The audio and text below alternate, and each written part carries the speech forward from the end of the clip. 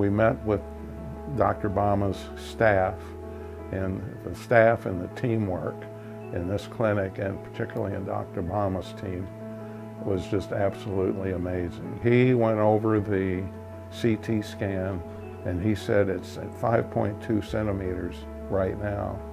And he said, that makes me nervous. And he said, I'm not going to rest until we get this fixed. As startling as that was, I was also very appreciative of how straightforward he was, how he took ample time to draw pictures, to show us where on the heart that the aneurysm was occurring. We just felt we were in great hands.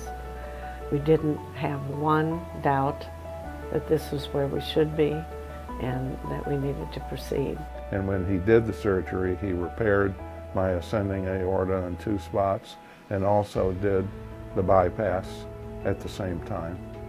The things that I noticed different after the procedure is that I can walk a little further now without getting totally winded.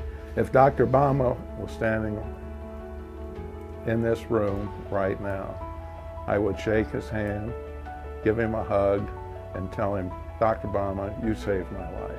Thank you.